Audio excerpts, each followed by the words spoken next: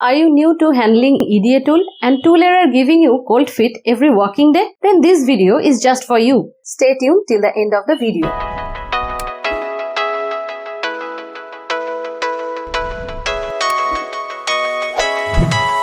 EDA tool is the most important and integral part of the VLSI flow. Each and every VLSI engineer works around some EDA tool and obviously they face tool errors. During one of the live session, we got a request to discuss about handling EDA tool error. In today's episode, we will discuss the generic methods to troubleshoot the tool errors.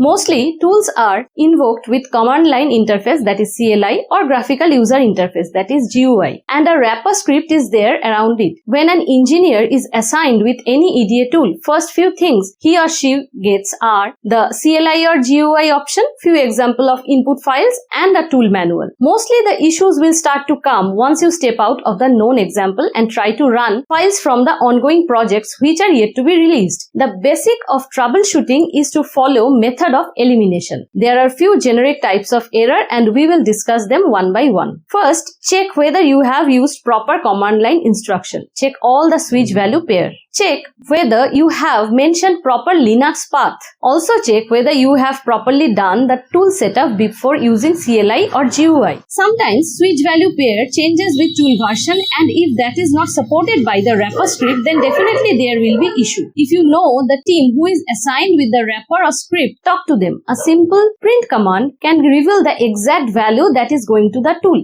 Sometimes extra white spaces can create issues. It only happens if the script has no provision to trim off extra white space and input only the absolute switch value. Sometimes internal script issue is resolved through BugZilla or JIRA or start ticket filing with associate team. Do not hesitate to raise the ticket, as by doing so you are actually helping to make flow bug free, and in turn it will improve turnaround time for tape out. If the upgradation of the script solves the issue, then great. If not, let's look into another possible reason. Sometimes many team maintains KnowledgeBase or FAQ archive. Talk to your lead or manager or colleagues. They can guide you. If the tool is not completing the run and gets stopped, try to read the runtime information. If the words are moving very fast, try to redirect it to some file and then read. Sometimes a warning comes before the error. Try to understand what steps have been covered and which are not completed. You might get a clue there. Sometimes run completes with warnings and errors. If any error report is generated, then read it. With some warnings or errors, your lead is super cool. That means these are known warnings or error. This is the best case scenario. If the errors are not related to script or CLI and GUI or other parameters, then might be the errors are caused by design or circuit issues. In case you are a designer, then look into the design deeply for the root cause. Otherwise, talk to the design team or raise a ticket as per standard procedure in your company. Sometimes it may happen a wrapper or automation is invoking one or more parallel or sequential launch of subtools through load sharing facility, that is LSF, or Univer Grid Engine, that is UGE. Each UGE or LSF launch requires several parameters to be given to fetch the right kind of machine with right amount of CPU cores, right amount of GBs of RAM, Red Hat or SUSE Linux, GUI or CLI requirement, and log file options. These specifications need to be rechecked in case you are facing any error. This will root out any LSF or UGE related mistakes. It may happen that the launch tool has got a UGE or LSF slot, but it got kicked out because of the scarcity of required number of tool license available through license daemon manager. This had to be resolved internally by BugZilla or JIRA or start tickets. There might be a subtle reason of any tool failure that you are not the part of a specific Unix